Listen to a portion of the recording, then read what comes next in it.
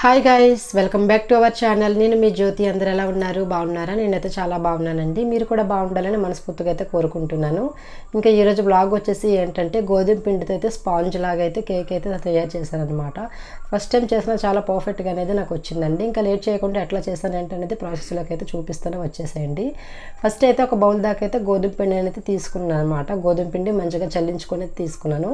ఇంక ఇటువైపు అయితే మిక్సీలో అయితే అదే కప్పుతో పావు కప్పు దాకా అయితే చక్కెర అనేది వేసుకున్నానండి. అట్లాగే అదే పావు కప్పుతో కొద్దిగా ఆయిల్ వేసుకున్నాను. అట్లాగే 3 గుడ్లు అనేది వేసుకున్నాను అనమాట పగలగొట్టి. ఇది 3 కలిపి మంచిగా అయితే మిక్స్ చేసుకున్నానండి.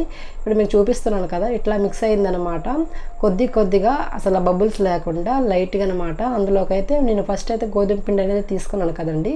సో అందులోకి అయితే కొద్దిగా వేసుకొని అయితే మంచిగా అయితే మన దగ్గర విస్కర్ ఉంటే విస్కరు, లేదంటే స్పూన్తోనైనా మంచిగా కలుపుతూ ఉండాలన్నమాట. అట్లా కలుపుతూ ఉంటే ఏంటంటే బబుల్స్ అనేది లేకుండా మనకి పర్ఫెక్ట్గా వస్తుంది. అయితే ఒకటి పక్క కొలతలతో తీసుకుంటే కేక్ అనేది చాలా ఫస్ట్ టైం చేసిన వాళ్ళు కూడా చాలా పర్ఫెక్ట్గా అనేది వస్తుందన్నమాట. ప్యాటర్న్ అయితే అంత బాగుంటుంది.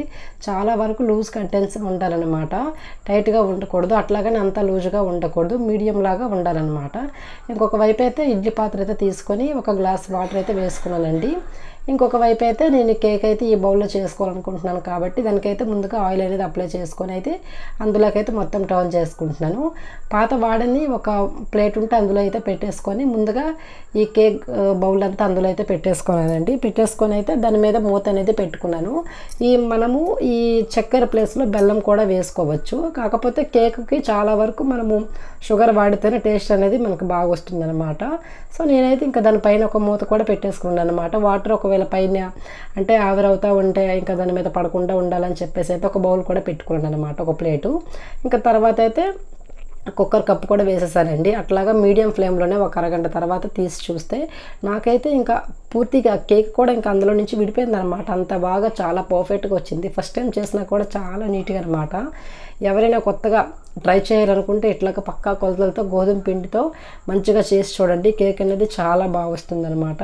సో నేను ఇంకా స్టవ్ ఆఫ్ చేసేసానండి. ఇంకా అదే చేసేసాను కానీ పట్టుకుందామంటే కాలిపోతుంది అనమాట, అంత వేడిగా ఉంది. ఇంకా తర్వాత అయితే దాంతో అయితే తీసుకొని అయితే పక్కనైతే పెట్టేసుకున్నానండి. నేను కట్ చేయకముందే అంచంతా బాగా ఇదైపోయింది అనమాట. ఎందుకంటే ఇడ్లీ పాత్రలో ఉన్న వాటర్ అంతా ఫుల్గా ఇంకిపోయింది. కేక్ కూడా పర్ఫెక్ట్గా అనేది వచ్చిందనమాట. ఇప్పుడు మీకు చూపిస్తున్నాను కదా ఎంత బాగా వచ్చిందో. అసలు చాలా సాఫ్ట్గా ఉందన్నమాట.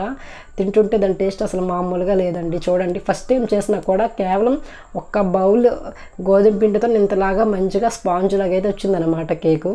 నేనైతే ఇంకా పిల్లలు స్కూల్ నుంచి వచ్చే టైం కాబట్టి వాళ్ళు ఇష్టంగా తింటారని చెప్పేసి అయితే నేనైతే ఇట్లా కేక్ అనేది ప్రిపేర్ చేశానండి. ఫస్ట్ టైం చేసినా కూడా నాకైతే చాలా బాగా వచ్చిందనమాట.